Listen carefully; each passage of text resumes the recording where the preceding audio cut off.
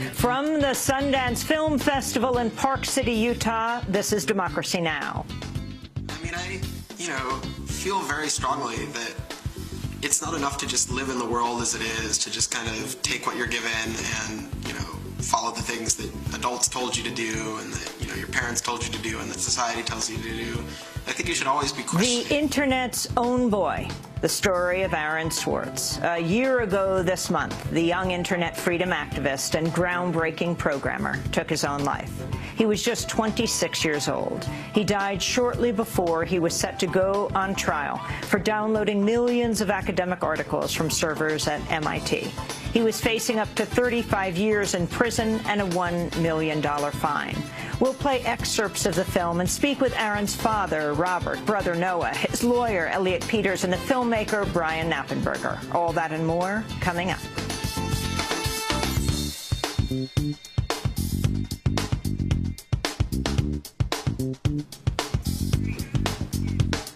Welcome to Democracy Now!, democracynow.org, The War and Peace Report. I'm Amy Goodman. We're broadcasting from Park City TV in Utah. President Obama has unveiled his long-awaited review of the NSA's surveillance programs over 6 months since Edward Snowden exposed them to global scrutiny. In a move criticized by privacy advocates, Obama refused to end the bulk collection of telephone metadata, saying only he will modify it from how it currently exists. I am therefore ordering a transition that will end the Section 215 bulk metadata program as it currently exists and establish a mechanism that preserves the capabilities we need without the government holding this bulk metadata. This will not be simple. Under Obama's proposal, NSA officials would require court orders to access calling records, except in cases of emergency. But it'll be up to the Justice Department and Congress to work out the details. In his remarks, Obama also pledged to stop the spying on foreign leaders and to increase privacy protections for foreign citizens overseas. Now, let me be clear. Our intelligence agencies will continue to gather information about the intentions of governments, as opposed to ordinary citizens, around the world, in the same way that the intelligence services of every other nation does. We will not apologize simply because our services may be more effective. But heads of state and government with whom we work closely and on whose cooperation we depend should feel confident that we are treating them as real partners. And the changes I've ordered do just that. President Obama's plan rejects a number of proposals from his own advisory panel on reforming the NSA, including the requirement of court orders for national security letters by the FBI. It also ignores the panel's call to stop undermining commercial software in order to launch surveillance or cyber attacks. Obama accepted a proposal to establish a panel of privacy advocates to appear before the Foreign Intelligence Surveillance Court, but only in special cases. Responding to Obama's speech, Jesselyn Radack, an advisor to Edward Snowden and former Justice Department lawyer, criticized Obama for leaving the bulk collection of metadata intact. I'm happy that the government will no longer be housing people's records, but that begs the question of why the government should be storing anybody's records at all. And I think a lot of people might mistake that storing issue for the government not collecting. And the bulk metadata collection program remains intact. It continues, and they're going to transition it, but that doesn't really tell us anything. If they're going to overhaul it in some kind of fashion, we have no idea. The point is, they're still collecting mass metadata on hundreds of thousands of innocent Americans. As President Obama unveiled reforms prompted by Edward Snowden's disclosures, Snowden himself faced new attacks from lawmakers and intelligence officials. Speaking to NBC's Meet the Press, House Intelligence Chair Mike Rogers suggested, without citing evidence, Snowden is a Russian spy. This was a thief who we believe had some help, who stole information. The vast majority had nothing to do with privacy. Our Army, Navy, Air Force, Marines have been incredibly harmed by the data that he has taken with him, and we believe now is in the hands of nation state. I believe there's a reason he ended up in the hands, the loving arms of an FSB agent in Moscow. I don't think that's a coincidence. The website BuzzFeed, meanwhile, has published an article featuring anonymous intelligence officials called "America's Spies Want Edward Snowden Dead." It quotes one Pentagon official saying, quote, "I would love to put a bullet in his head. He is single-handedly the greatest traitor in American history." An NSA analyst also tells BuzzFeed, quote, "In a world where I would not be restricted from killing an American, I personally would go and kill him myself. A lot of people share this sentiment," he said. West Virginia has lifted its ban on consumption of tap water following the chemical spill that contaminated a major part of the state's water supply. But despite the lifting of the ban, dozens of people were treated at local hospitals over the weekend for symptoms of chemical exposure. Pregnant women have also been told to continue using bottled water as a precaution. As the ban was lifted, the company behind the spill filed for bankruptcy. The move will grant Freedom Industries at least a temporary reprieve from lawsuits. It also could allow the company's owner, J. Clifford Forrest, to retain control of his assets while escaping liabilities. Forrest is listed as a founder of a new shell company called Mountaineer Funding, which would ostensibly run Freedom Industries without having to assume legal responsibility for the spill. 4 people have died and scores have been injured in explosions at industrial plants in 2 states. 2 workers were killed and at least 10 others injured, some critically, at an animal feed plant in Omaha, Nebraska. Omaha Fire Chief Bernard Kanger said the building suffered major damage. This is a large building with significant structural damage. At 2 o'clock this afternoon, we went from a rescue mode into a recovery mode. What that means is we've slowed down our operation. The chance of finding any victims that are alive is no longer there, and now it is a recovery mode where our efforts are to secure the building, go in and retrieve the victims, and search for additional victims that may be in the structure. Meanwhile, in Madill, Oklahoma, 2 workers burned to death after their plant's furnace exploded. UN Secretary General Ban Ki-moon has withdrawn an invitation for Iran to attend the Syria peace talks after pressure from the United States. A spokesperson said Iran had reneged on a pledge to support a transitional government in Syria, the basis for Wednesday's meeting in Switzerland.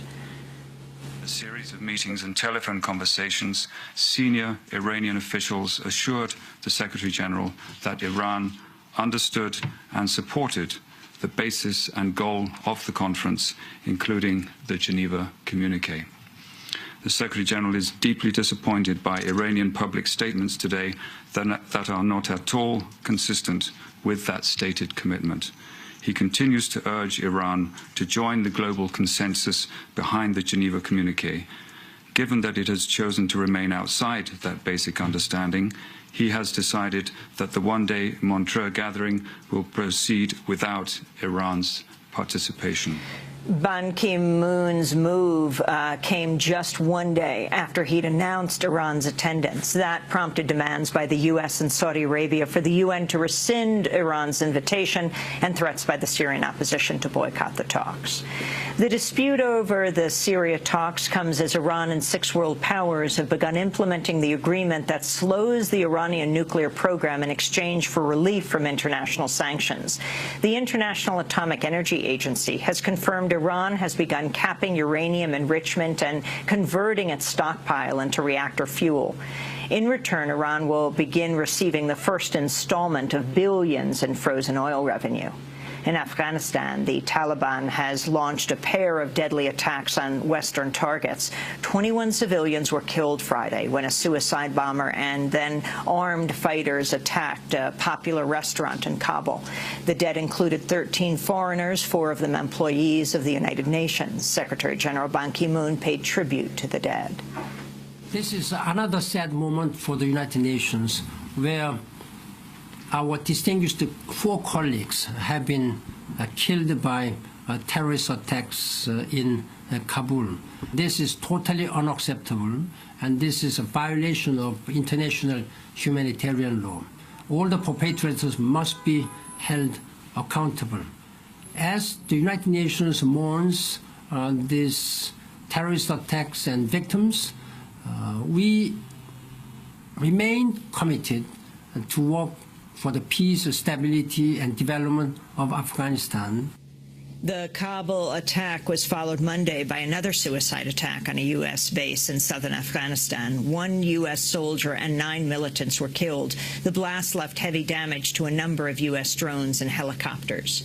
Dozens of people were killed in Iraq over the weekend amidst the country's worst spate of violence in 6 years. Multiple bombings hit the capital, Baghdad, while Iraqi forces battled with al-Qaeda militants in Anbar province.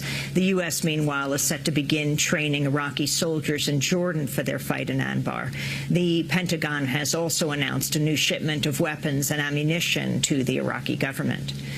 Voters on the Japanese island of Okinawa have re-elected a mayor opposed to the relocation of a major U.S. military base. Local officials agreed to a deal last month that would move the base from a densely populated urban area to a more remote location. But a decades-long movement of Okinawa residents has opposed the base altogether and pushed for ousting U.S. forces off the island, citing environmental concerns and sexual assaults by U.S. soldiers on local residents. The mayor of Nago, Susumu Inami, campaigned on a pledge to block construction of the replacement site. The government of Prime Minister Shinzo Abe had tried to swing the election in favor of Inami's opponent early this month by offering the prospect of hundreds of millions of dollars in public funding. Back in the United States, a Pennsylvania judge has blocked an election law requiring voters to show photo ID for the 4th time. Pennsylvania's law allowed voting only to those who could produce a state driver's license, government employee ID, or state non-driver ID card. It's been blocked on 3 prior occasions, but still remains on the books pending state appeals. On Friday, Commonwealth Court Judge Bernard McGinley said the law violates safeguards of a free and fair election. And the political controversy surrounding New Jersey Governor Chris Christie continues to grow with new accusations of political intimidation. Over the weekend, the Democratic mayor of Hoboken, Dawn Zimmer, claimed she was told her city's access to Hurricane Sandy relief funding was contingent on approval of a Christie-backed development project. Speaking to MSNBC, Zimmer said the threat came from Christie's Lieutenant Governor, Kim Guadagno.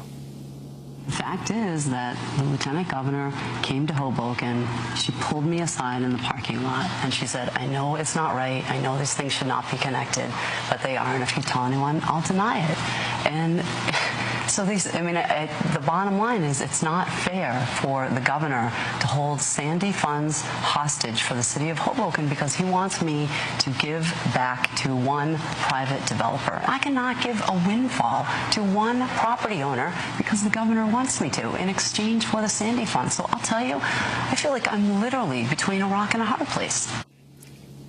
That's New Jersey Lieutenant Governor Guadagno. Zimmer is a former Christie ally who was one of the first Democrats to back his administration. On Monday, New Jersey's Lieutenant Governor Guadagno denied making the threat, calling Zimmer's allegation false and illogical. Zimmer met with federal prosecutors Sunday and says she's prepared to testify in court.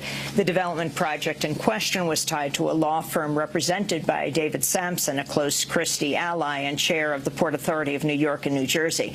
Christie's already facing a political fallout from the disclosure. Sampson and other Christie officials were involved in the deliberate closure of lanes to the George Washington Bridge last year. And those are some of the headlines. This is Democracy Now!, democracynow.org, The War and Peace Report. I'm Amy Goodman.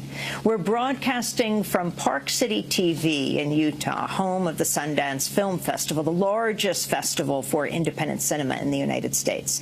This is